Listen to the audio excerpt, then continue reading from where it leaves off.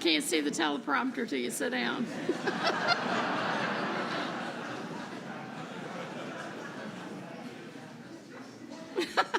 That whole back row had to sit down.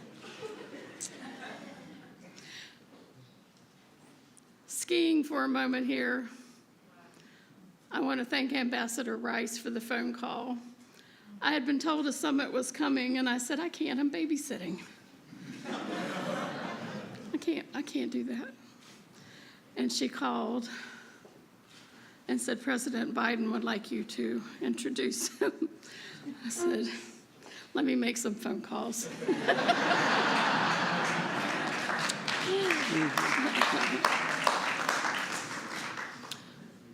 On August 12th, 2017, I became a member of a club that reaches across all races, genders, and ages. And as my dear friend Dawn Collins points out, it's a club no one wants to belong to. The families of Matthew Shepard, James Byrd, Khalid Jabara, and Second Lieutenant Richard Collins III were already members. My membership was sealed in Charlottesville, Virginia, when a car drove into a crowd of counter-protesters. The driver admitted in court that it was a crime of hate, an attempted mass murder that only killed one person, and that person was my daughter, Heather Heyer. The car that struck her ruptured her abdominal aorta in 4 places at once.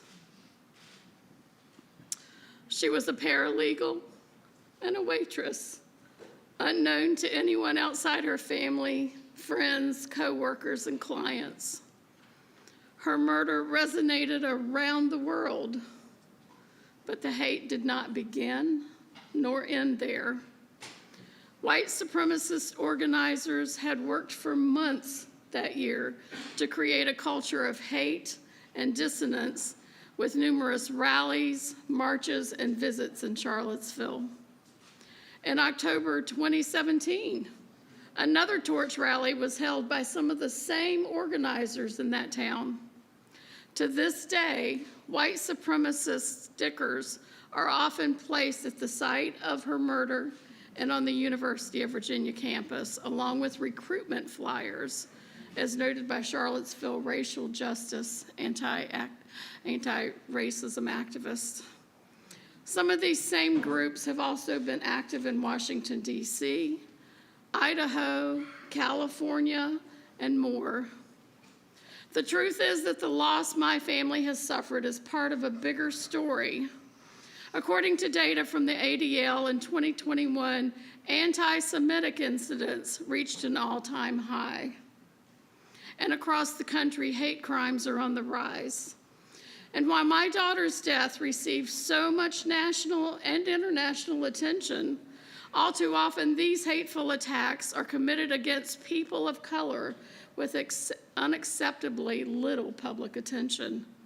And that's why this summit is so important. We're here to share our experiences and our strategies to combat hate.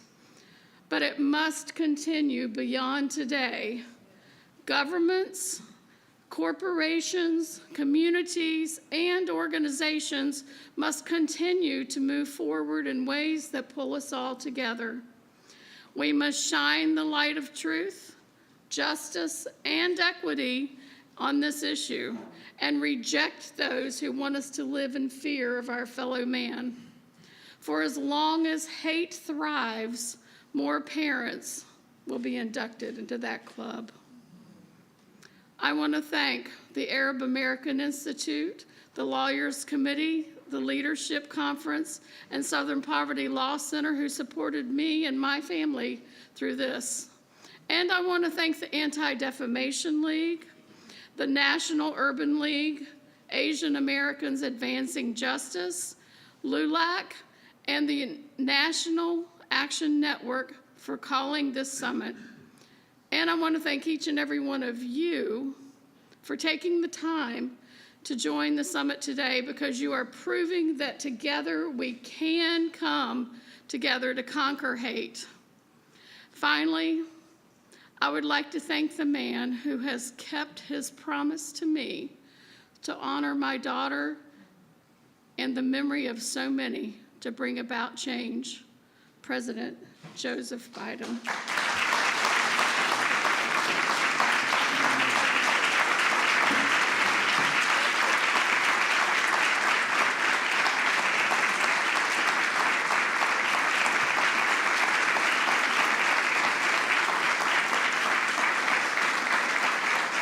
Thank you, Susan. Thank you. Please be seated. Thank you for that introduction. And, many of you have lost parts of your heart and soul yourselves. And you know that although moments like this where we are working like the devil to see to it other people don't go through the same thing, as Susan knows, it just brings back everything. It's hard to stand up here and recall exactly what happened without it all flooding back as if it was happening again. So Susan, thank you not only for your words, but for your courage. I really mean it. Thank you, thank you, thank you.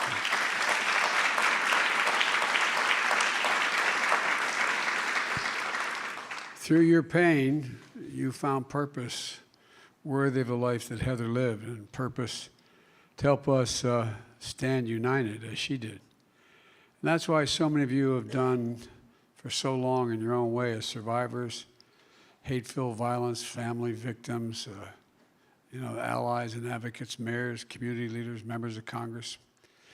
Your presence is a testament to the truth that we must and we can come together regardless of our backgrounds, our beliefs. We have to stand united against hate-fueled violence because it's real.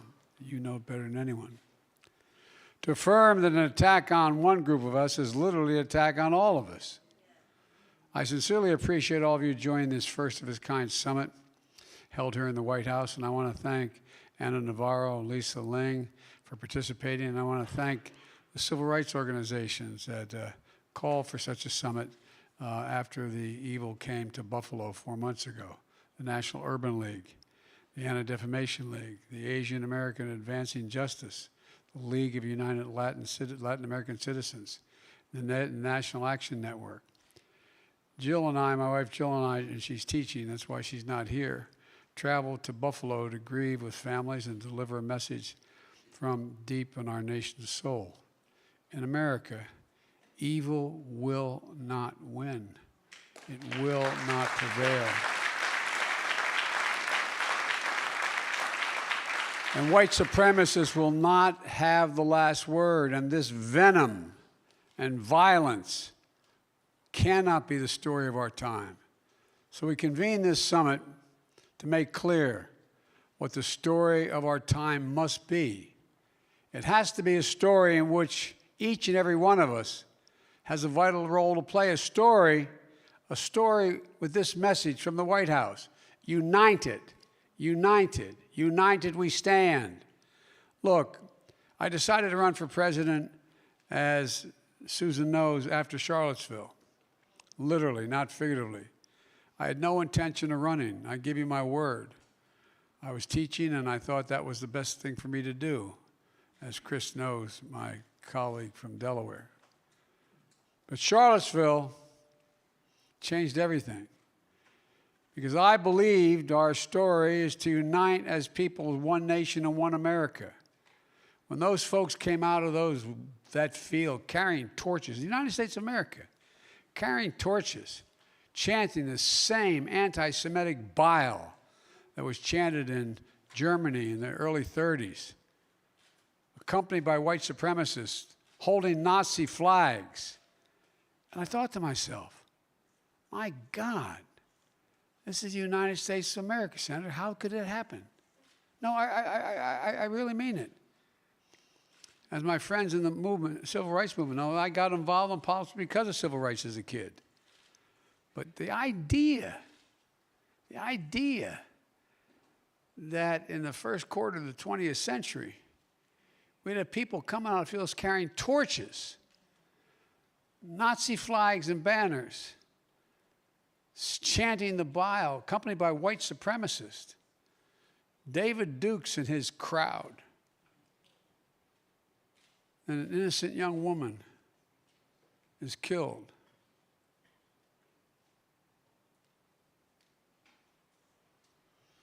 When the last guy was asked, what did he think? He said he thought there were some fine people on both sides.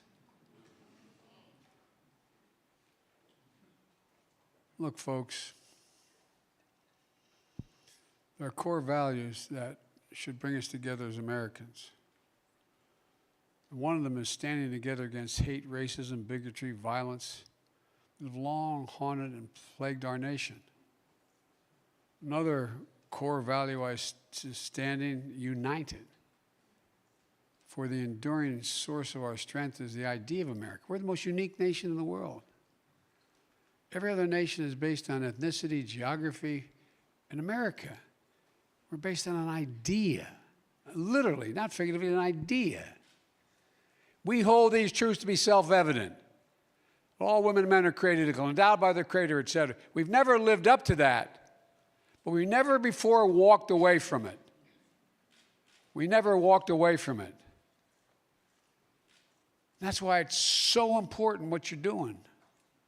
It's so important that we keep hollering. So important for people to know that's not who we are. You know, I do a lot of foreign travel in my business. I spend an awful lot of time, and I know virtually every head of state.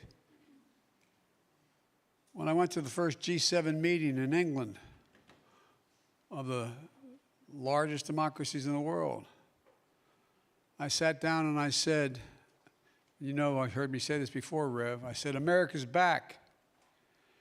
You know what these leaders said around a small table with no press there? For how long? For how long? The combination of January the 6th, what they saw in Charlottesville, not America. Not who we are.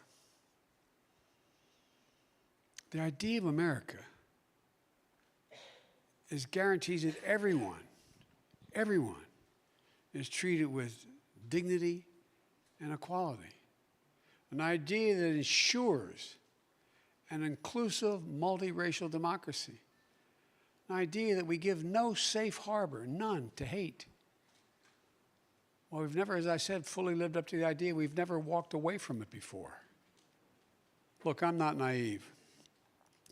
Kamala and I traveled to Atlanta to grieve with Asian American residents. The violence against community rose during the pandemic. Too many people fearful just walking the streets in America. Jewish high holidays approach. Families will gather for reflection under the shadow of the rise of anti-Semitism just 4 years after the attack on the Tree of Life Synagogue in Pittsburgh, the deadliest act of anti-Semitism in our nation's history. This summer, 31 white supremacists in Idaho were stopped from unleashing hateful violence just before they reached a pride celebration, a threat following a record year of violence against transgender Americans.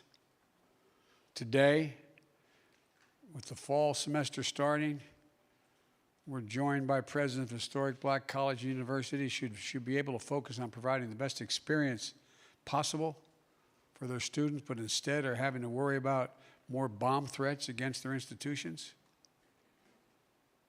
Too often, Native Americans, disabled Americans face harassment, discrimination, and violence and victimization. Unfortunately, such hate-fueled violence and threats are not new to America. There is a through line of hate, from massacres of indigenous people to the original sin of slavery, the terror of the Klan, to anti-immigration violence against the Irish, Italians, Chinese, Mexicans. So many others lace through our history. There's a through line of violence against religious groups: anti-Semitic, anti-Catholic, anti-Mormon, anti-Muslim, anti-Hindu, anti-Sikh. Look, folks, And that through line of hate never fully goes away. It only hides. If I said before, when I was chairman of the Judiciary Committee, I felt really good that I got the extension of the Voting Rights Act for over 25 years. I even got Strom Thurmond to vote for it. No, not a joke. And I thought, well, you know, hate can be defeated, but only hides. And when given any oxygen, it comes out from under the rocks. In the last few years, it's been given much too much oxygen in our politics, in our media, and on the internet. Too much hate, all for power and profit. That's the part that's changed a little bit. It's about power and profit. Too much hate that's fueled extremist violence that's been allowed to fester and grow. You know, as a result, our very own intelligence agencies, in the United States of America, have determined that domestic terrorism, rooted in white supremacy, is the greatest terrorist threat to our homeland today. I've been around a while. I never thought I'd hear that or say that. Enough. We need to say clearly and forcefully, white supremacy, all forms of hate fueled by violence have no place in America. Failure to call it out is complicity, my dad would say. If your silence is complicity, we can't remain silent. There's those who say we bring this up, we just divide the country. Bring it up, we silence it instead of remaining silent. For in silence, wounds deepen. We have to face the good, the bad, and the truth. That's what great nations do. And we're a great nation. So we face at this moment, in my view, an inflection point. One of those moments that determine the shape of everything that's going to come after. Our great-grandchildren are going to look back and decide whether or not in this 2, 4, 6, 8-year period we stepped up. Because the world is changing.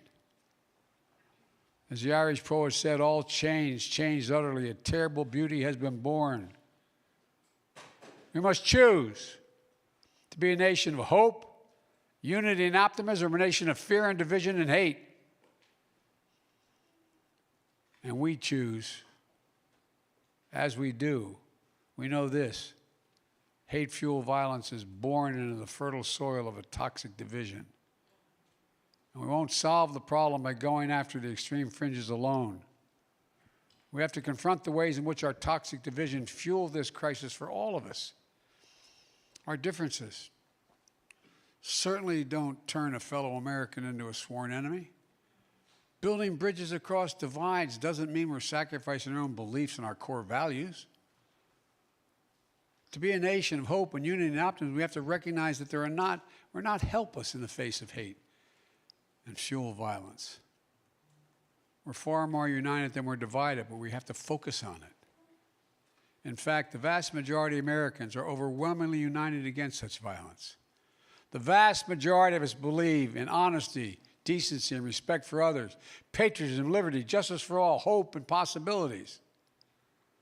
And I know we can do this together. I really mean it. We can do this together. Last year with Susan here at the White House, I signed a bipartisan COVID-19 Hate Crimes Act that included provisions named after Heather that are going to help state and local law enforcement better identify and respond to hate crimes. Earlier this summer, I signed into law a bipartisan Safer Communities Act, the first major gun safety legislation in 30 years.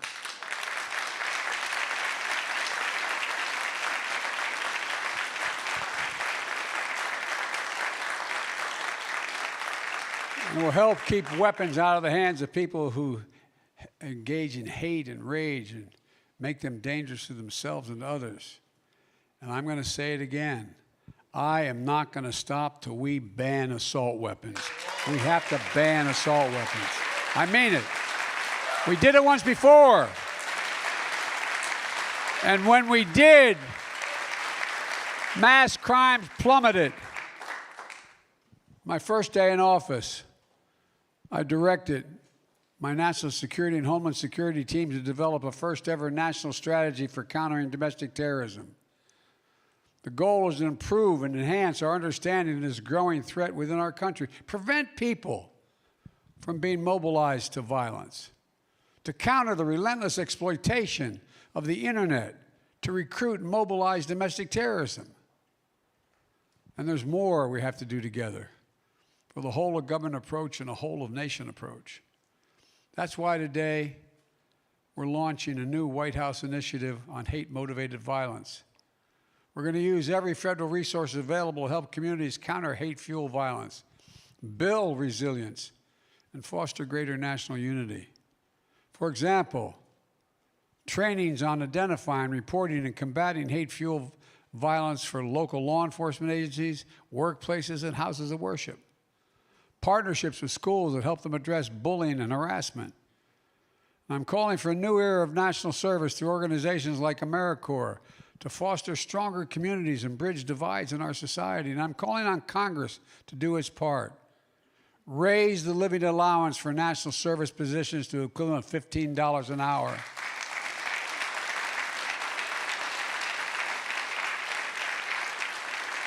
This would make national service an accessible pathway to success for more Americans of all backgrounds. Pass my budget, increase funding to protect nonprofits and houses of worship from hate-fueled violence.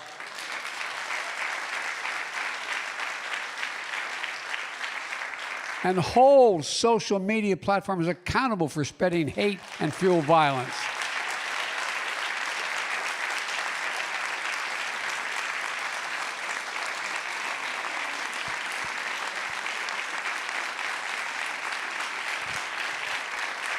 And I'm calling on Congress to get rid of special immunity for social media companies and impose much stronger transparency requirements on all of them.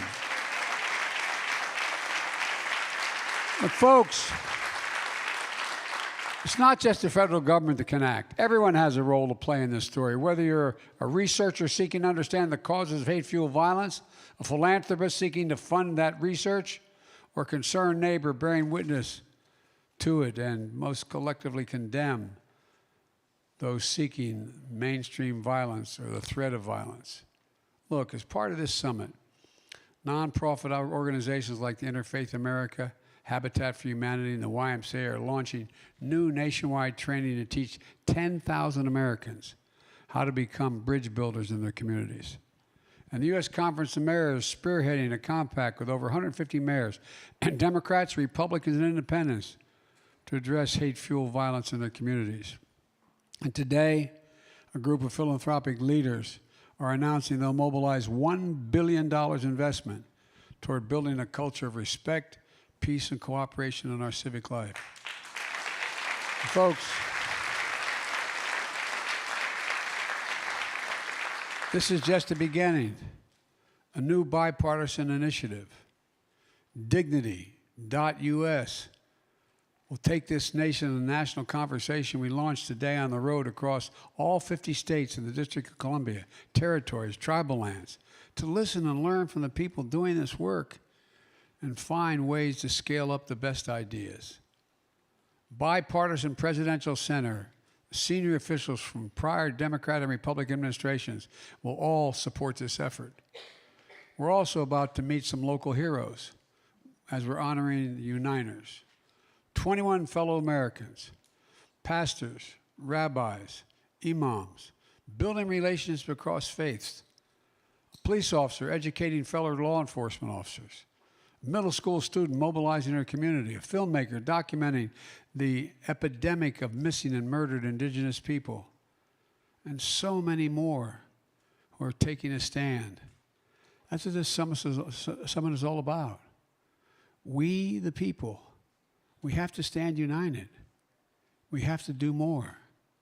Let me close where I started by thanking all of you, and two people in particular, Rana and Sodi is a brother of Balburi Singh Sodihai, one of the first American victims of post 9/11 hate crimes. On this day in 2001, with Ground Zero smoldering, he was targeted, shot, and killed at work in Arizona by a white supremacist. To honor his memory, last year during the Asian American History Month, here at the White House, we displayed the turban he used to wear with pride. Miss Sarah Collins Randolph is also here today. On this day in 1963, her sister, Addie Mae, was one of 4 little girls preparing for Sunday school who were murdered by white supremacists in the 16th Baptist Church bombing in Birmingham, which I visited. Miss Collins Rudolph survived the bombing, but still carries the scars of that blast. Miss Collins Rudolph, I'm honored to see you here again. Thank you for being here. I visited the church on this day in 2019, and I'll visit it with you and always remember what happened. All these years later, Ms. Randolph, Mr. Sodhi, providing the evidence that we need, proving that grief is universal. But so is hope and so is love. My fellow Americans, we remain in the battle for the soul of our nation. When I look around at all of you here today, I know we'll win that battle. I know we'll win it. The power is within each of us to transform the story of our time, to rise together against hate, to show who we are. We are the United States of America, and there's nothing beyond our capacity. And one of my reasons for optimism is the young people in this country. They're the least prejudiced, most volunteering, least, how can I say it, least likely to find blame, and most likely to get engaged. We have to organize them, just like our generation was organized in the civil rights days. And we can do this because the violence and the haters are in a minority. But unless we speak out, it's going to continue. It'll continue. And folks, we cannot be intimidated by those who are talking about this as somehow we're a bunch of wacko liberals who are engaged in this new. I mean, think about how it's characterized. We have to stand up, and I'm confident we will. Thank you all for being here, and Susan, thank you for organizing this.